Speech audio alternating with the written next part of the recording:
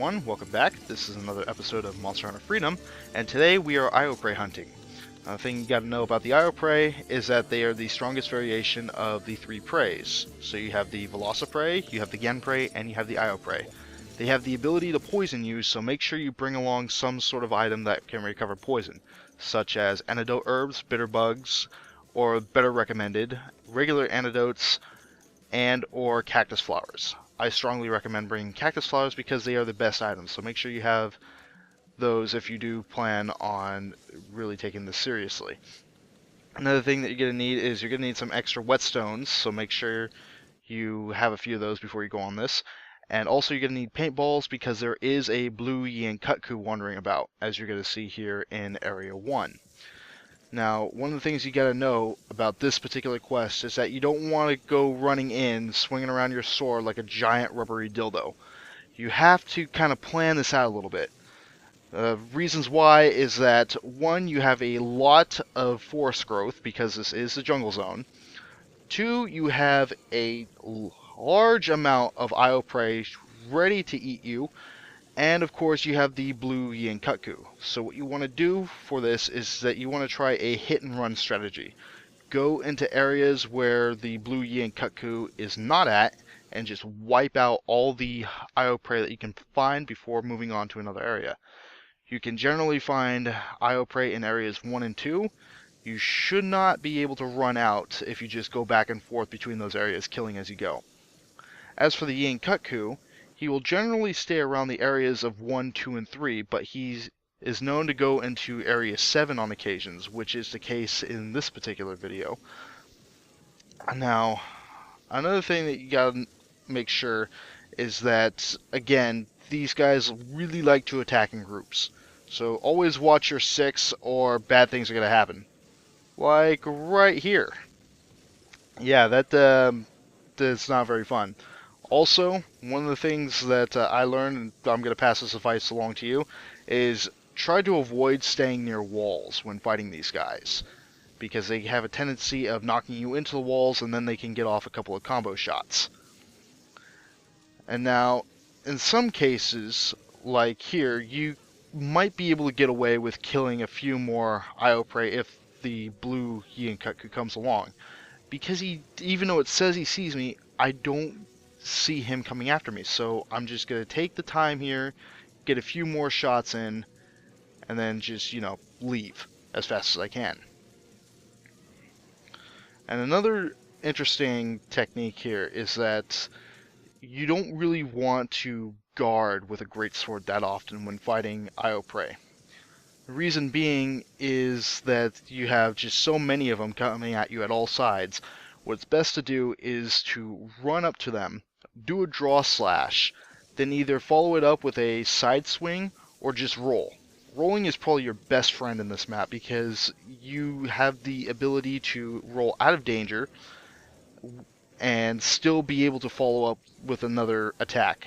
Most prominent is the side swing, like right here, because it allows you to get multiple targets, and you could probably get off another combo, assuming that you're lucky. It's probably not recommended if you have trouble fighting these guys, so again, stick to the hit and run kind of tactic. But another thing that you don't want to do is you don't want to get to a point where you cannot see. One of the worst aspects of this game is your tendency to lose track of where you are. So if you are finding yourself fighting these guys in groups and you're having trouble, stay around near the clearings and the openings so you have a better visual of the monsters. And another thing too, again, I mentioned before that you don't want to go into this quest without bringing extra Whetstones because your weapon will lose sharpness quite a bit, especially since these guys, again, they have the most health of all three of the species, and so they will degrade sharpness pretty quickly. And also another tip is when you're transitioning from area to area, Area 3 barely has any monsters in it, so if that area is free and you need to heal or sharpen a weapon, make sure you go do that before entering another area, or else things can get a little bit messy for you.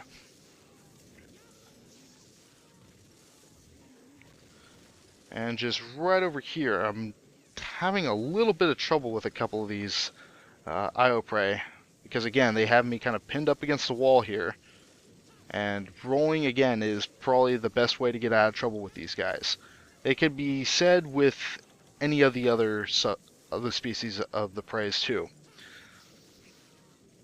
And also, you probably noticed if you've been following through with the Velociprey and Genprey, but the Ioprey also follow through with the same sort of attack pattern as their cousins do. So they are kind of predictable.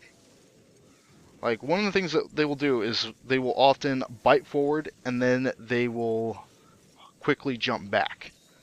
And so this leaves you a perfect opportunity to land in a nice, good strike right to the face.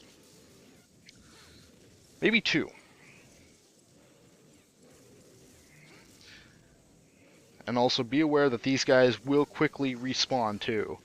And so that's another reason why you don't want to really start carving up the corpses either, because they're quickly replaced, and odds are you're going to get blindsided even more frequently than usual.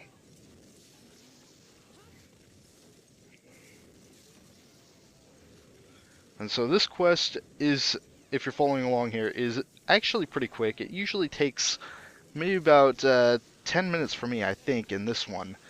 But for those that are not really used to fighting these guys, it could take between 15 to 20 minutes.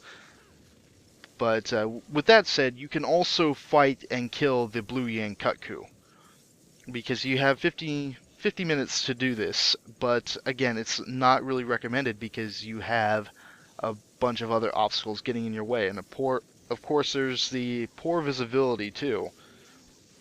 And some might say that it doesn't really matter, it doesn't make much of a difference. But if you think about it, the more that you can see, the better.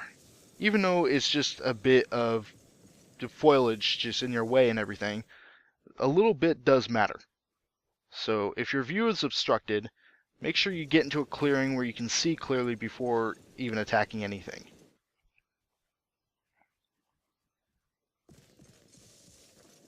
And like the Velociprey and Genprey, the Ioprey have specific noises and calls.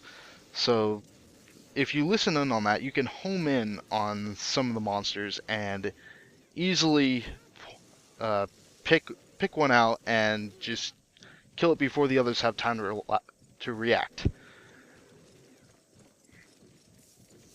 And also, they do have a tendency to roar when they spot you. It's almost guaranteed. I don't think I've ever come across a time where they don't roar. So that is a perfect opportunity to get in a shot or two. Now, this was kind of the learning thing here, is that, yeah, again, you want to bring Whetstones on this quest, especially if you're having kind of a hard time. Because if you find yourself losing weapon sharpness, these guys are going to be a lot harder to flinch and kill. And with that being said, this was the Ioprey hunting quest. And for the remainder of the time, just, chill out and watch me attack the Kut Ku. So, take care.